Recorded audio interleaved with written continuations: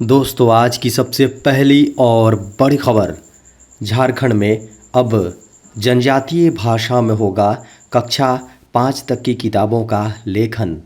झारखंड के मुख्यमंत्री हेमंत सोरेन ने ट्वीट करके कहा है कि माझी परगना महाल धार दिशोम पूर्वी सिंहभूम के प्रतिनिधि मंडल से औपचारिक मुलाकात हुई।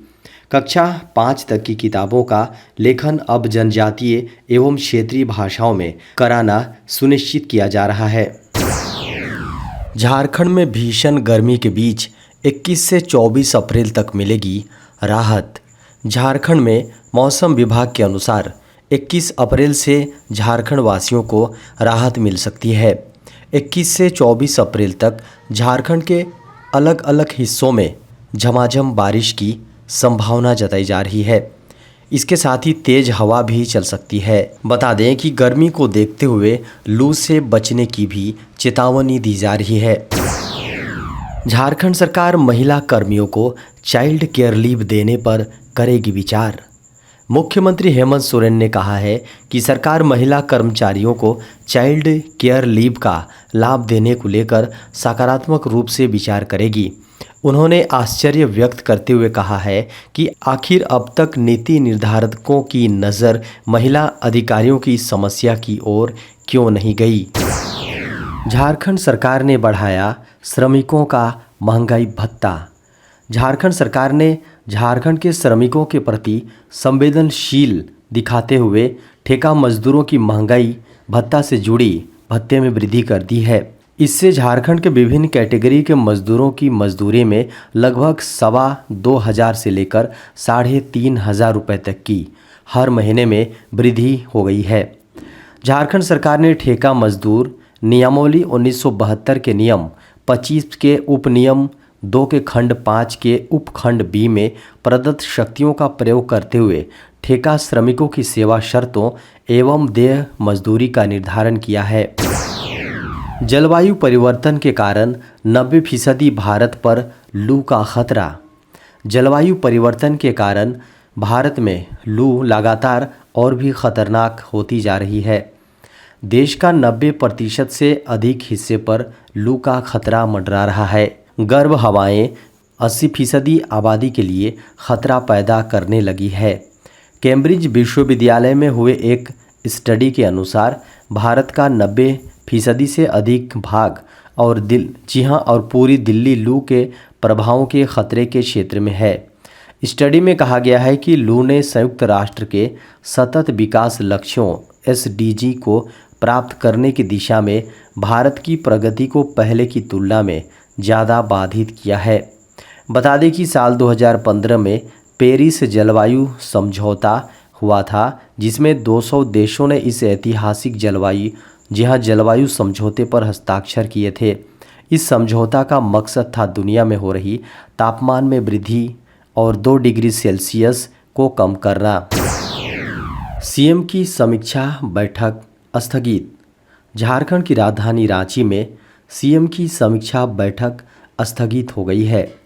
गुरुवार को होने वाली इस मीटिंग में मुख्यमंत्री हेमंत सोरेन की अध्यक्षता में सरकारी योजनाओं की समीक्षा की जानी थी, लेकिन ऐसे कयास लगाए जा रहे हैं कि सोमवार को CM की समीक्षा बैठक में चालू वित्तीय वर्ष के लिए एक्शन प्लान पर विस्तृत चर्चा की जाएगी। खबरों को माने तो गुरुवार दोपहर 2 बजे रांची में मुख्यमंत्री की बैठक को लेकर व्यापक तैयारियां की गई थी, लेकिन मुख्यमंत्री की समीक्षा बैठक स्थगित हो गई है। नीट UG 2023 के लिए 20,87,000 छात्रों ने कराया पंजीकरण। हाल ही में हुए नीट UG परीक्षा पंजीकरण के आंकड़ों के अनुसार इस साल नीट UG 2023 परीक्षा के लिए कुल 20,87,000 उम्मीदवारों ने आवेदन किया है, जो पिछले साल की तुलना में 2,57,000 अधिक है। राष्ट्रीय पात्रता सह प्रवेश परीक्षा अंडर ग्रेजुएट देश की सबसे बड़ी प्रवेश परीक्षा में से एक है, जिसका आयोजन नेशनल टेस्टिंग एजेंसी द्वारा 7 मई 2023 को पूरे देश में किया जाएगा।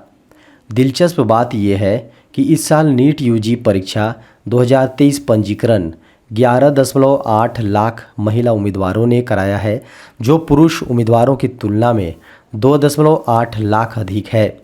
नीट यूजी परीक्षा 2023 में इस साल कुल 9.02 लाख पुरुष उम्मीदवारों ने पंजीकरण कराया है। अगर शहर की बात करें तो इस साल नीट यूजी 2023 परीक्षा के लिए अधिकतम पंजीकरण महाराष्ट्र से हुए हैं, जिसके बाद दूसरा स्थान उत्तर प्रदेश का है। अब सुपरवाइजर कहे जाएंगे सुप्रीम कोर्ट के जमादार। सुप्रीम कोर्ट सफाई करने वाले कर्मचारियों को अब सुपरवाइजर कहा जाएगा। अब तक इन कर्मचारियों को जमादार कहा जाता था।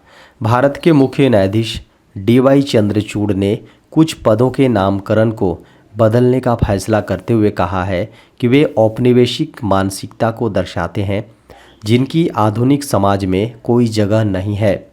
CJI ने supreme court sports cultural and other events 2023 का उद्घाटन करते हुए कहा कि इन कार्यक्रमों का उद्देश्य कर्मचारियों के लिए जीवन पैटर्न को प्रोत्साहित करना और उनके शारीरिक व मानसिक विकास को बढ़ावा देना है।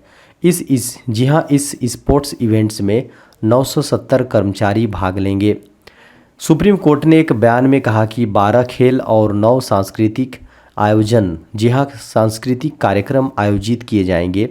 जस्टिस चंद्रचूड़ ने कर्मचारियों के लिए कुछ कल्याणकारी उपायों का भी उल्लेख किया, जिनमें एक बड़ा और बेहतर सुसज्जित क्रेच, एक प्रशिक्षण केंद्र और एक स्टाफ लाइब्रेरी शामिल हैं। देश में कोरोना ने मारा उछाल, 24 घंटे में 12,591 नए मामले। भारत में कोरोना वायरस का संक्रमण तेजी के साथ फैलता जा रहा है। देश में लगातार तेजी के साथ बढ़ते कोरोना मामलों ने सरकार, स्वास्थ्य विशेषज्ञों को भी टेंशन में डाल दिया है।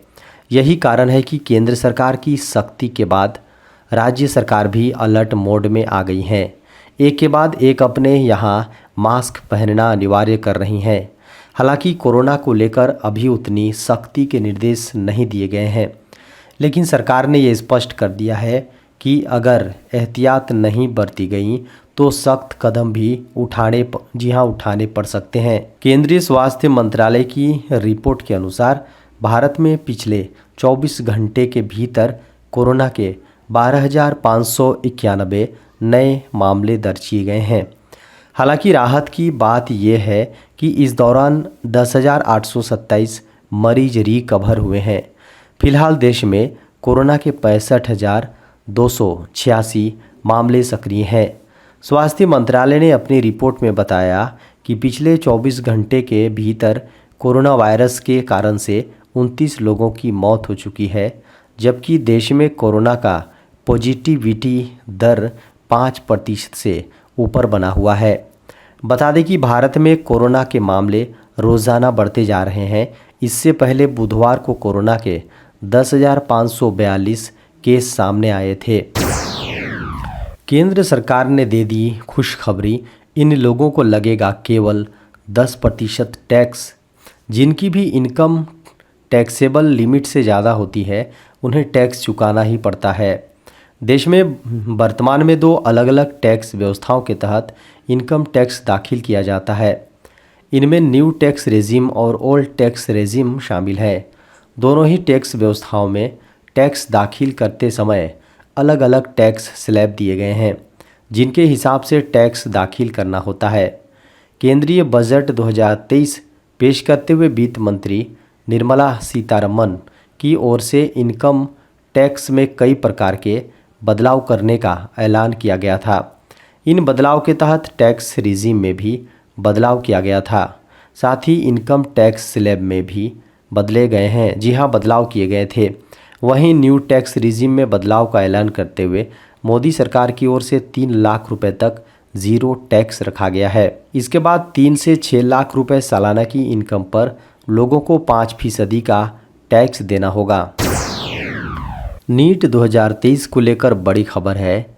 सफ़ेद होगा हिंदी इंग्लिश लैंग्वेज का क्वेश्चन पेपर। नीट यूजी 2023 की परीक्षा में शामिल होने जा रहे छात्रों के लिए इम्पोर्टेंट नोटिस जारी की गई है। नेशनल टेस्टिंग एजेंसी यानी NTA की ओर से बुधवार को जारी नोटिस में इस साल होने वाली नीट यूजी एग्ज़ाम के क्वेश्चन पेपर के लैंग्वेज को लेकर जानकारी दी गई है। नोटिस में कहा गया है कि ऐसे कैंडिडेट्स जिन्होंने नीट 2023 का आवेदन करते समय इंग्लिश को अपनी पसंदीदा भाषा चुना है, उन्हें केवल अंग्रेजी में टेस्ट बुकलेट दी जाएगी। वहीं हिंदी भाषा का चयन करने वाले छात्रों को इंग्लिश और हिंदी दोनों भाषाओं में बुकलेट दी जाएगी।